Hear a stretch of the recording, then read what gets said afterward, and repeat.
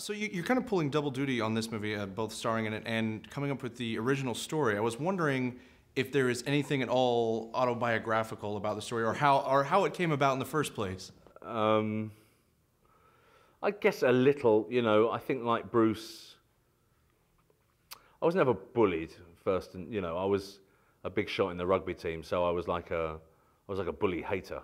Yeah.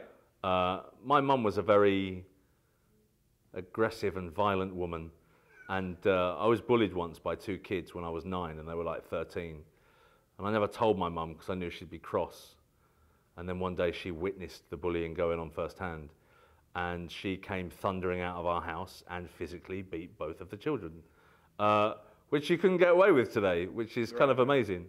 And it was at that point, it was like, that was the last time I ever got bullied, which was kind of amazing, seeing my mum beat up two young children.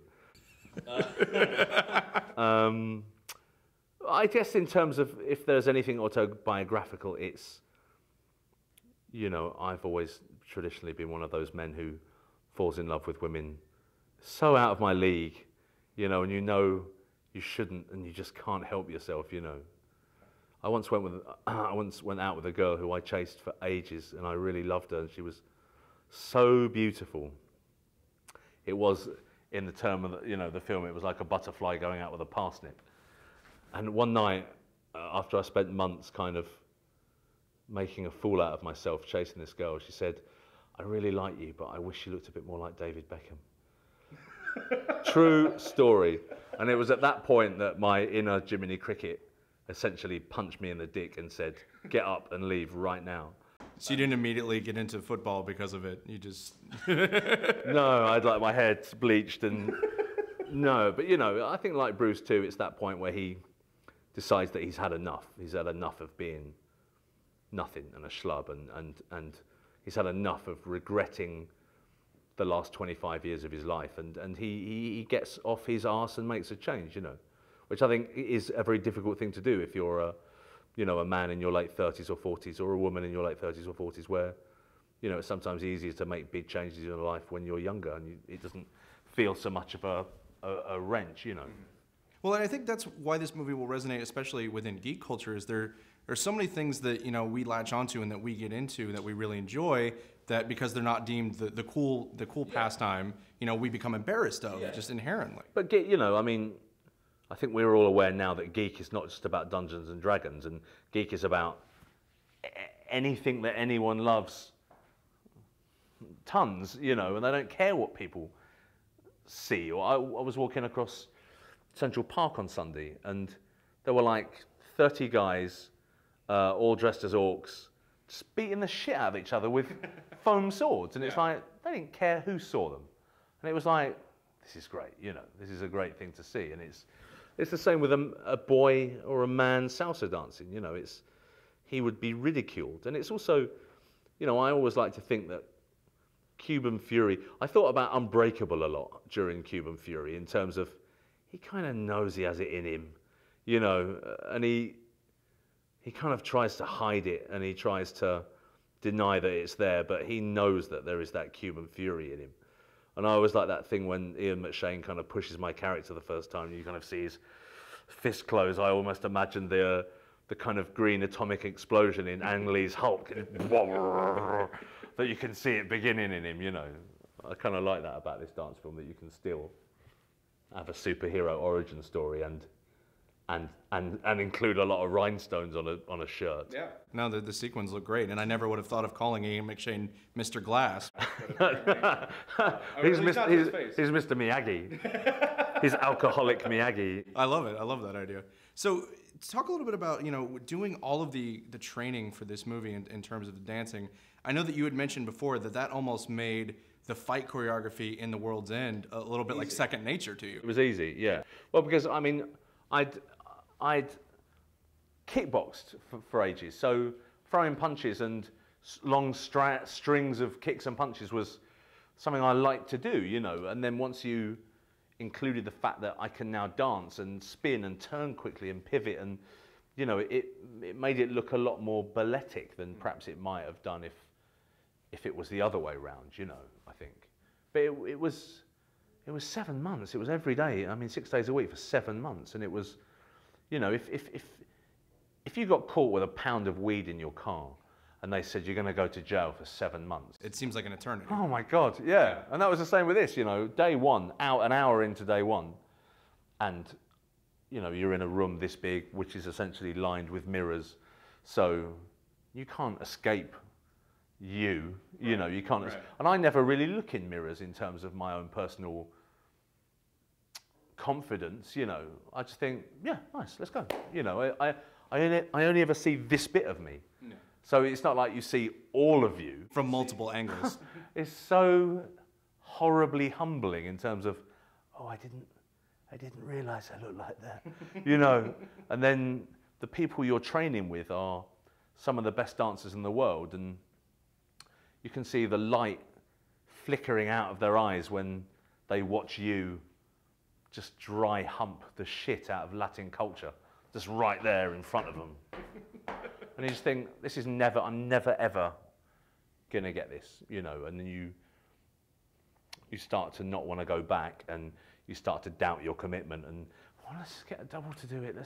I don't want to do it, you know. But you don't externalize that. You just keep it in, and you keep going every day. And about 3 months in, I was rewarded with the fact that I can now dance for 2 hours without stopping, and I weirdly look like these guys. And the Spanish, in terms of them telling me in Spanish what to do with my feet in certain moves, I know what you're talking about. And just little by little, you start to then get it. Yeah. You know, and it's not just the dancing too, it's the people who teach you. And, you know, what I say one of the funniest lessons I had was a kid come in. He was like 23, from Havana. He probably weighed the same as one of my legs. Just black jeans, black vest. He came in, massive smile, beautiful kid. Came in, he put some music on. He walked up to me, he took his vest off. It's like, I'm an English man. I'm like, oh, hello. And he just put his hand on my chest, and he just kind of, and he did that for like 40 minutes, then he put his vest on and went. And it was like, he said to me, if you don't feel that, just forget it. And it was one of those Patrick Swayze moments.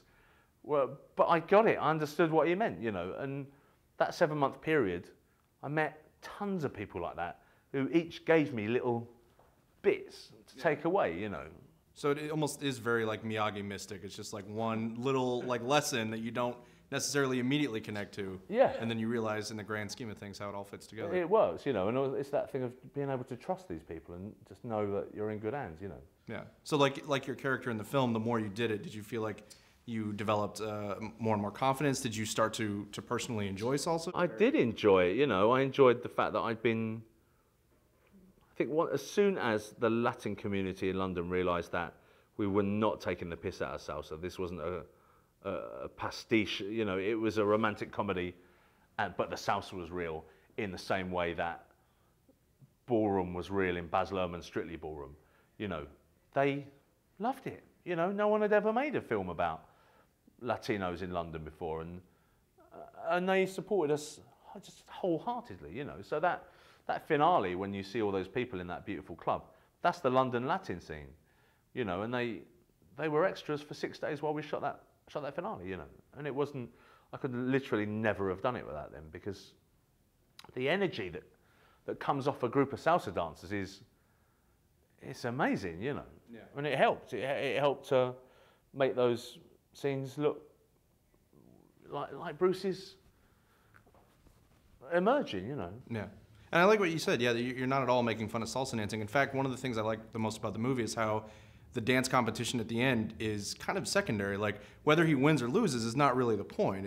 It's the fact that he's there in the first place. Yeah, and you know, I think in terms of the romance element in this film, we shot a kiss at the end between Rashida and I. We had like an amazingly cheesy line, and the line was essentially, she said, I don't think we won, and I looked at her, I said, I think maybe we did, and then we kiss, you know.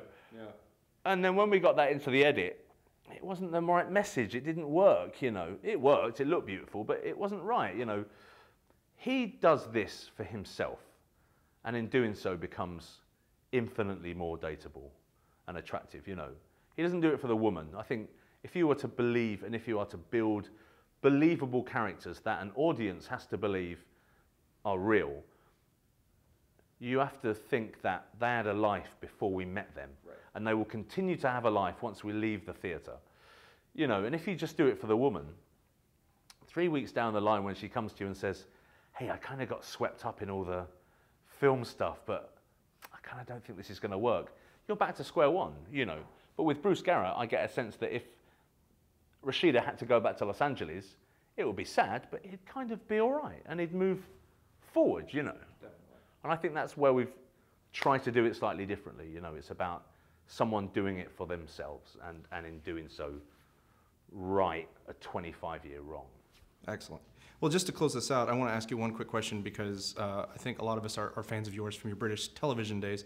And I know that you are in the process, or at least it's been talked about, of coming over to American TV with Sober Companion. Yeah. Can you tell us anything about that?